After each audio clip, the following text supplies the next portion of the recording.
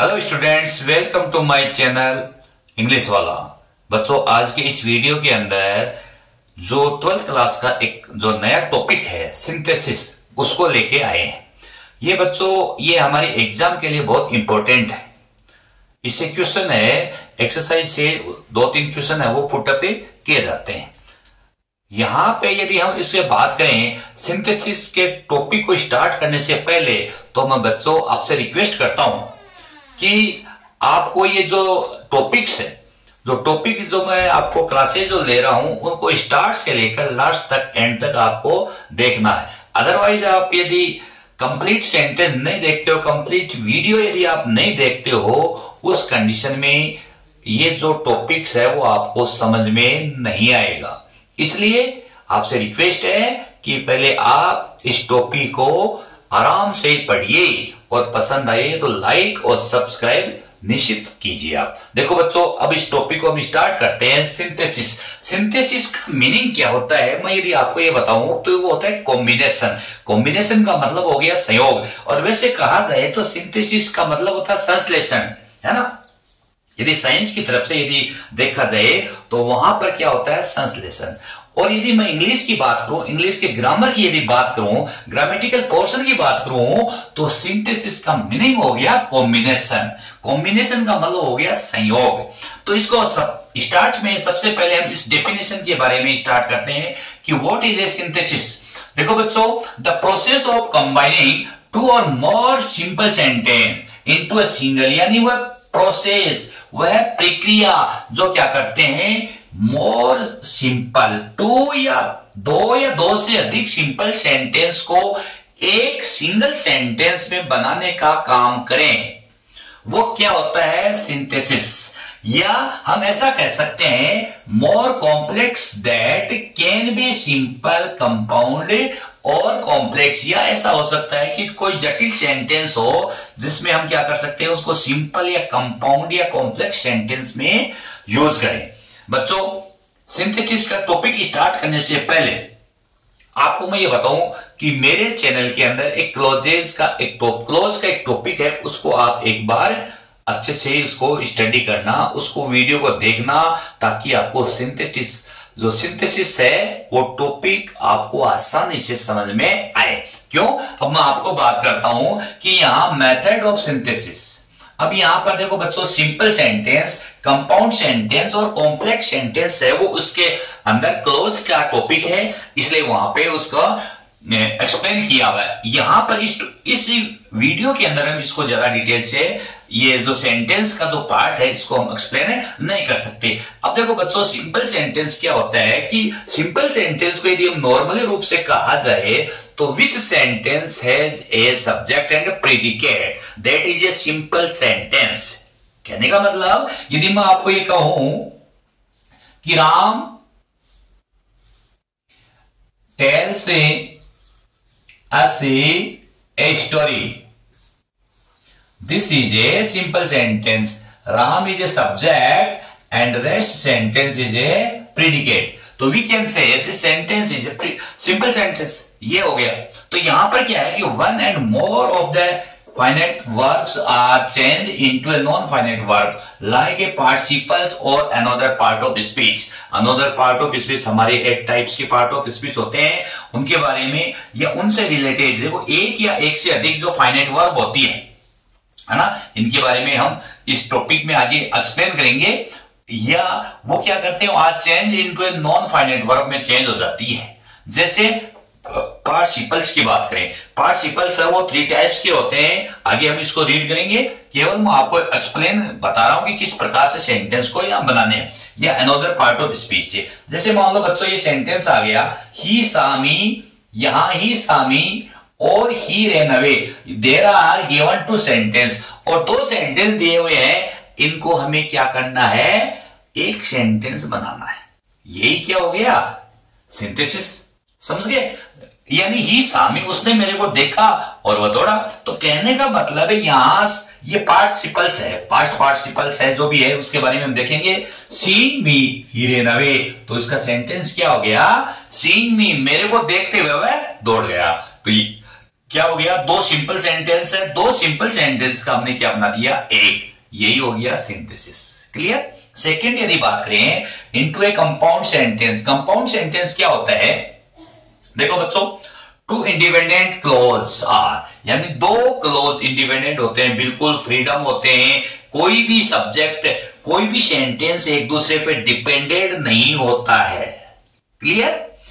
Are joined, वो क्या करते हैं, दो इंडिपेंडेंट क्लोज है वो जॉइंट होते हैं, typically using and coordinating conjunction, और वहां पर वो दोनों सेंटेंस एंड बट और सो फॉर इन एक्स्ट्रा इनसे एड होते हैं।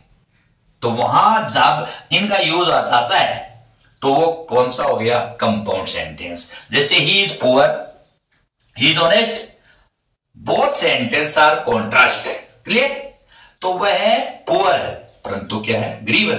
तो यहां पर देखो, he is poor but he is honest, वह गरीब है परंतु ईमानदार है। तो there are given two sentence, one subject, ये one sentence is simple and another is simple, but one यानी each sentence are not dependent to each other.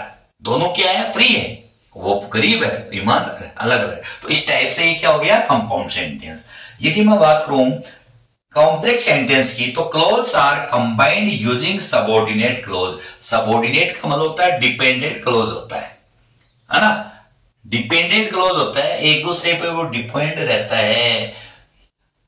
जैसे because, since, although, when, while इत्यादि का यूज, एक्स्ट्रा का use उस sentence के अंदर, complex sentence के अंदर इनका यूज किया जाता है।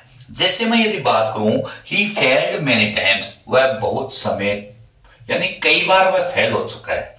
He still hopes to win, अभी भी उसको क्या है, जीतने की इच्छा है, यानी मन के अंदर ऐसा है कि मैं कुछ करके दिखाऊं, मैं जो मेरे को जो फेल हो गया था, जो मुझे अनसक्सेस हुआ था, उसको मैं रिकवर करके मैं सक्सेस होने की वो हिम्मत कर रहा है। तो यहां पे ये सेंटेंस क्या है, ही फेल्ड मेनी टाइम्स, तो यहां पर ये सेंटेंस क्या है, इस पे डिपेंडेंट होता है। Clear. Although he failed many times, यद्यपि वह कई बार असफल हुआ,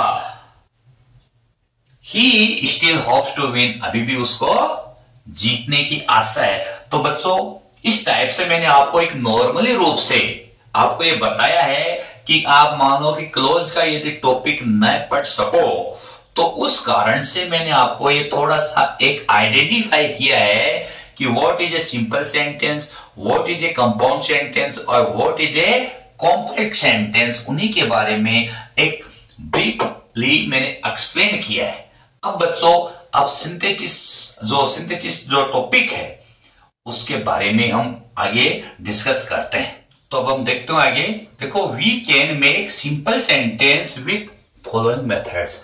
अब बच्चों, सिंथेसिस का जो टॉपिक है उसको हम आगे चलते हैं, आगे की तरफ बढ़ते हैं कि किस प्रकार से सेंटेंस है वो बनाए जाते हैं। देखो बच्चों, 8 टाइप्स के मेथड है। कितने हैं?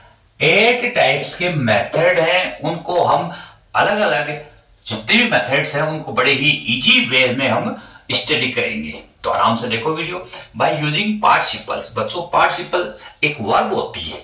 क्या होती है? एक वर्ब होती है, जिसको मैं एक आपको डिफाइन करूं, a form of a verb that is used indicate a past और ongoing action that can be used like an adjective.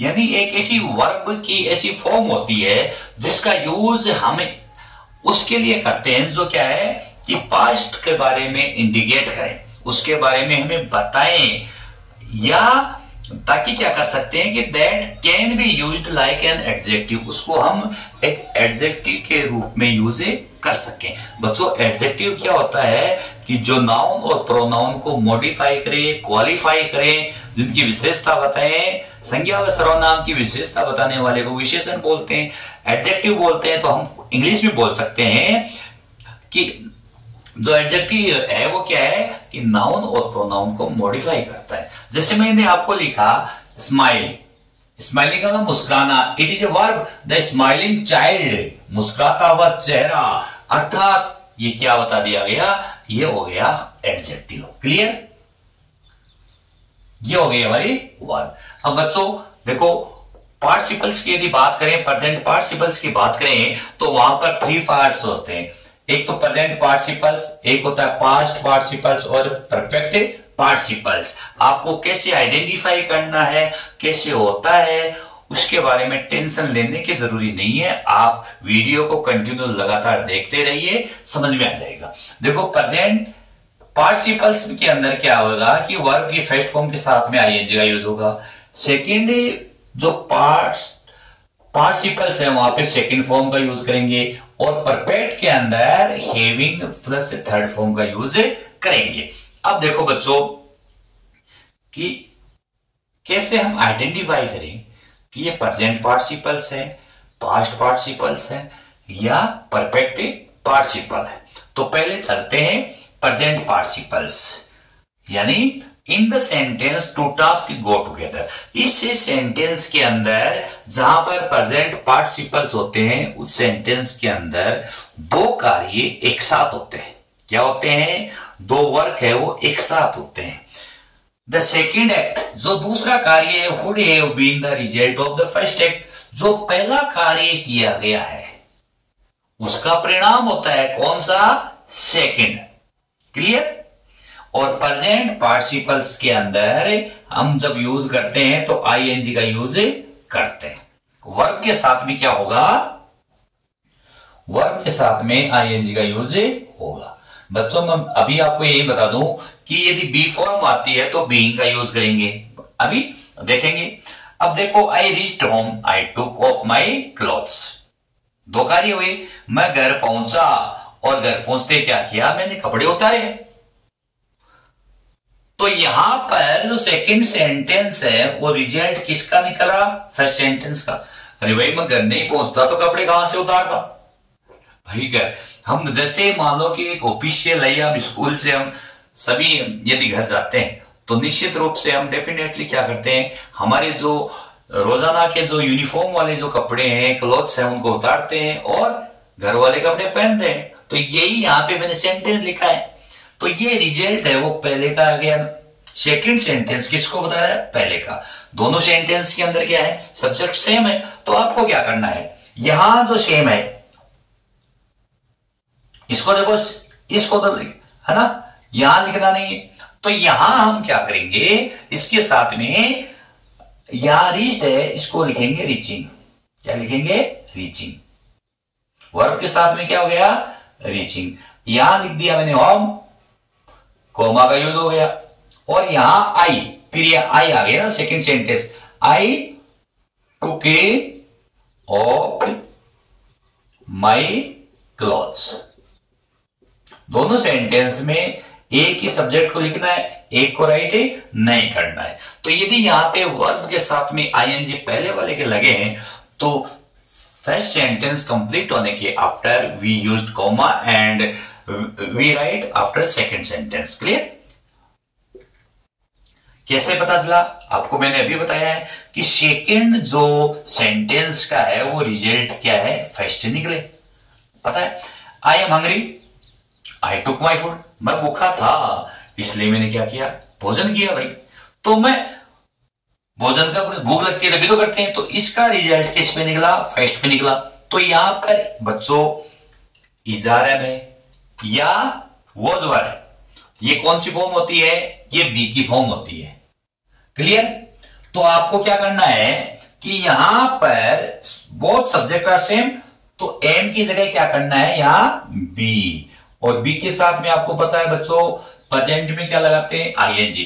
तो बीइंग, यहां लिखा क्या? हंग्री।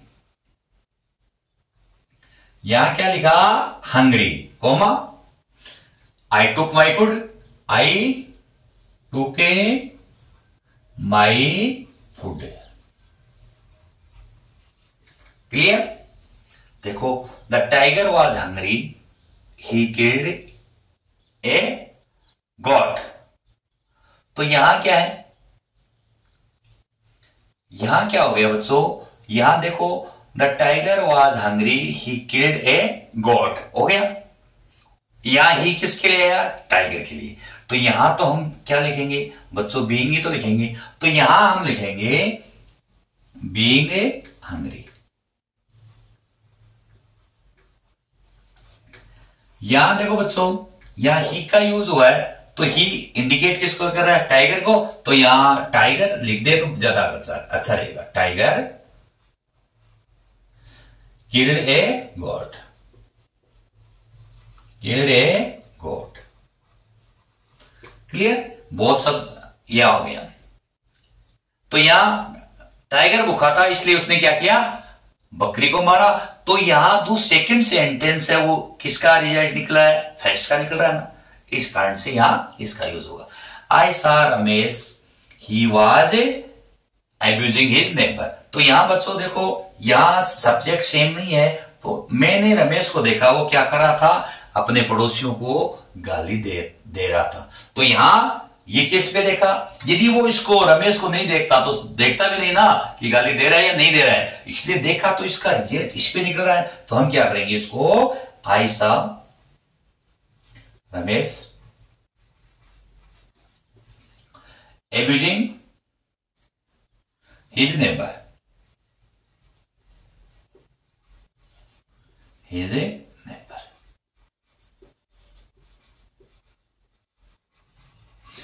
मैंने रमेश को उसके पड़ोसियों के साथ गाली देते हुए देखा। तो इस प्रकार से ये क्या हो गया? प्रेजेंट पार्टिसिपल्स का यूज है वो इसी टाइप से हमें करना है। और प्रेजेंट पार्टिसिपल्स के अंदर क्या करते हैं? वर्ब की फर्स्ट फॉर्म के साथ में आईएनजी का यूज करते हैं। If there is used verb, helping verb, is are am and was verb, then we used be plus ING. अब हम पास्ट पार्टिसिपल्स के बारे में स्टडी करते हैं। देखो बच्चों, पास्ट पार्टिसिपल्स का मीनिंग क्या होता है कि past participle is a type of a verb. ये एक वर्ब की टाइप। पार्टिसिपल आपको पता है कि वर्ब की फॉर्म होती है दैट डिस्क्राइब एन एक्शन। वह एक एक्शन के बारे में बताती है that has taken place in the past. जो क्या है कि वर्क है वो पास्ट में कंप्लीट हो चुका हो, पहले पूरा हो चुका हो, दोनों सेंटेंस के अंदर। यदि इसका क्या करते हैं? It is used an adjective. इसका यूज किस में करते हैं? एडजेक्टिव में। यदि मैं आपको ये कहूं कि यहां पर पास्ट पार्टिसिपल है, वो क्या है कि थर्ड फॉर्म के रूप में या परफेक्ट के रूप में इसी टाइप से आते हैं। एग्जाम्पल देखें, I lost my pen, it was I found my pen, it was lost. बच्चों आपको ये मन में ये डाउट हो रहा है कि किस प्रकार से हम इनको करेंगे, कैसे आइडेंटिफाई करेंगे कि यहां पर पास्ट पार्टिसिपल्स का यूज करना है या प्रेजेंट का यूज करना है। तो बच्चों यहां ब्रैकेट के अंदर लिखा हुआ मिलेगा कि आपको किसका यूज करना है? पास्ट पार्टिसिपल्स का। समझ गए? या प्रेजेंट पार्टिसिपल्स के बारे में ब्रैकेट में लिखा हुआ मिलेगा, तभी तो आप करोगे ना। या टू इन्फिनेटिव है, कैसे भी है, उसी के बारे में लिखा हुआ मिलेगा। तो टेंशन करने की जरूरी नहीं है। यहां लिखा हुआ मिलेगा यहां ब्रैकेट में क्या लिखा हुआ मिलेगा? Past participles. अब यहां देखो बच्चों, I found my pen, it was lost. तो यहां इट किसके लिए आया? पेन के लिए। तो हमें क्या करना है? दोनों सेंटेंस का एक सेंटेंस बनाना है। समझ गए? तो यहां मैं इस सेंटेंस को ऐसे लिख दूं कि I found my lost pen, तो क्या रॉन्ग होगा? नहीं होगा ना, राइट तो होगा ना। तो यहां इट किसके लिए है? तो हमें यही तो बनाना है। I found my lost pen, I found my pen, it was lost. मैंने मेरा पेन पाया जो खोया हुआ था, तो मैंने ये लिख दिया I found my lost pen. तो दोनों का क्या हो गया? एक सेंटेंस हो गया। Mahesh lost his book, Mahesh अपनी पुस्तक है, बुक खो चुका है। ही सर्च्ड फॉर इट, उसने क्या किया? उसकी तलाश की। तो यहां पर बच्चों यदि सेंटेंस के अंदर किसी नाउन, किसी नेम ऑफ पर्सन दिया हुआ है तो आप उसको लिखना है। पहले नाउन को क्लियर लिखना है। तो हम क्या करेंगे? पहले तो हमें क्या हो गया? महेश, महेश ने क्या किया? सर्च। किसका? Search for. किसके लिए किया? Search for his lost book. His lost book. तो इस टाइप से बच्चों ये पास्ट पार्टिसिपल से होगा। यदि हम परफेक्ट की बात करें, परफेक्ट पार्टिसिपल्स की बात करें, तो इसके अंदर क्या होगा? इस पार्टिसिपल्स के अंदर थर्ड फॉर्म का यूज किया जाता है और थर्ड फॉर्म के साथ में क्या आएगा? हैविंग आएगा। हैविंग लगाना है और कैसे लगेगा? How do you identify this is perfect participle? तो देखो, when one task is completed, जब एक टास्क, एक वर्क है वो कंप्लीट हो जाता है और उसके बाद में then after that another task start which shows the completion of the work done। उसके बाद में दूसरा कार्य स्टार्ट होता है जो हमें ये शो करता है कि वह कार्य पूरा हो चुका है, डन हो चुका है। We use having with the sentence, और सेंटेंस के साथ में किसका यूज करेंगे? Having. That work is completed, जो वर्क कंप्लीट हो चुका है उसके साथ में किसका यूज करेंगे? हैविंग का। तो देखना, he finished his work, he went home। भाई उसने काम पूरा किया और घर चला गया। तो हमें कंप्लीटेशन सा कौन सा हो रहा है? ये हो रहा है ना। तो यहां ही है, यहां ही है, इसको सेकंड, यहां तो फर्स्ट वाले को लिखेंगे नहीं क्योंकि इसके साथ में क्या लिखेंगे? Having. Having finished, having finished. Clear? अब his work, comma he went home.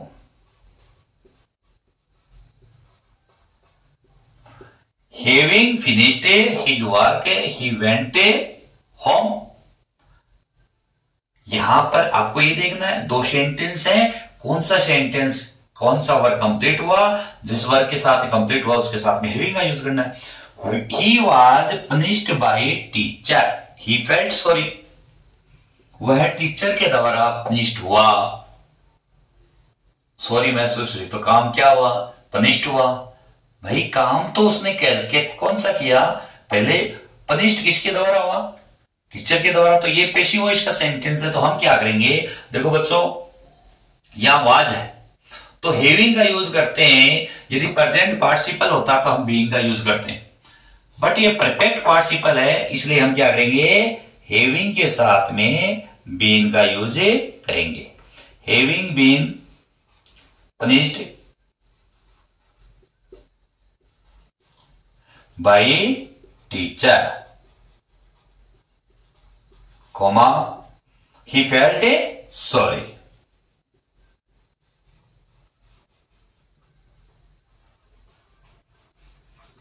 he felt sorry। Second sentence, third sentence देखो बच्चों, the servant swept the room he went away, यानी नौकर ने क्या किया? स्वेप्ट अवे, रूम की सफाई की और वह चला गया। तो काम क्या किया उसने? कमरे की सफाई की। भाई कमरे की सफाई तो की ना उसने, तो हम क्या लिखेंगे? यहां पहले सर्वेंट को राइट नहीं कर सकते क्योंकि हैविंग का यूज होना है, तो हम क्या लिखेंगे? Having swept the room.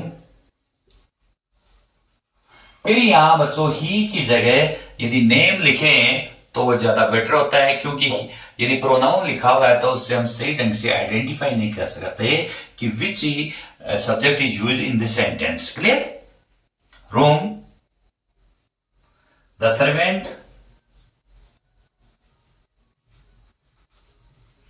Went away.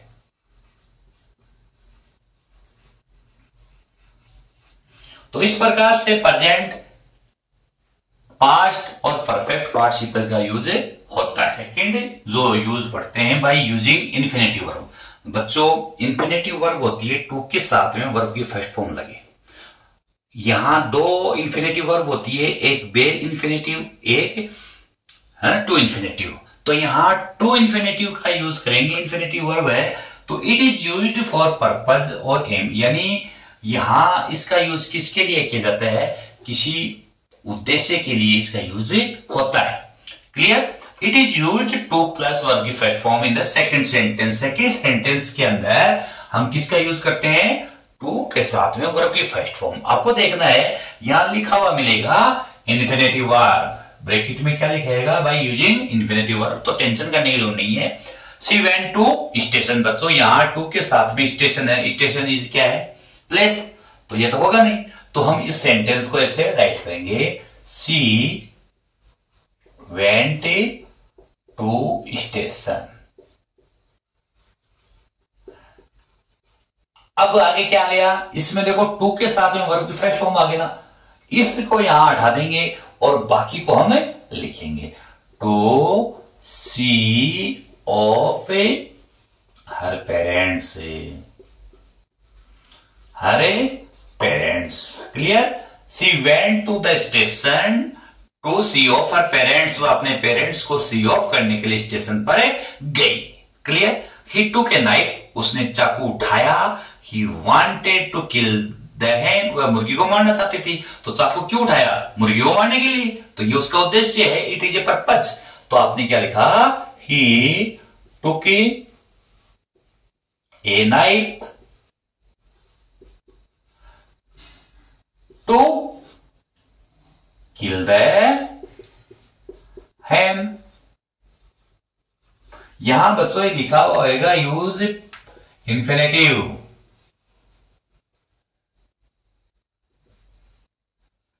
तो ध्यान देना, बस उसी के अकॉर्डिंग आपको करना है। He is living for Agra, he will live there. यहां देखो बच्चों लिव लिखा हुआ है ना, तो ये बेर इन्फिनेटिव हो गई, तो हम इसके साथ में यूज करेंगे, तो यहां क्या होगा, he is living for Agra. Two, अब यहां इसके साथ में टू का यूज करके हम लिखेंगे लिव देयर। यहां इस प्रकार से टू इन्फिनेटिव वर्ब का यूज होता है। अब हम अगला सेंटेंस देखो बच्चों, यहां पर हम इसको कंजक्शन के टॉपिक में भी हमने पढ़ रखा है, फिर भी हम यहां दोबारा एक बार स्टडी करते हैं। He is very fat, he can not sit open. देखो यहां सेकंड सेंटेंस में सिट है, वर्ब है, और वर्ब से पहले मैंने आपको बताया था टू का यूज करना है, तभी क्या होगी, टू इन्फिनेटिव वर्ब होगी। तो बच्चों आपको यदि पहले सेंटेंस के अंदर वेरी आया है तो उसको हटाना है ना, और उसकी जगह क्या करना है, she is a too. Clear? Too fat और both subject are same in the sentences, तो दोनों सेंटेंस के अंदर सब्जेक्ट क्या सेम है, तो आपको क्या करना है, सी और के नॉट को हटाना है और उसकी जगह टू का यूज करना है, सिट प्रॉपरली। आगे क्या आ गया, सिट प्रॉपरली। क्यों? यदि यहां इज आर एम आया तो यहां के नॉट आएगा, यदि वॉज वर का यूज आया तो couldn't. The book was very difficult, she couldn't understand, है ना।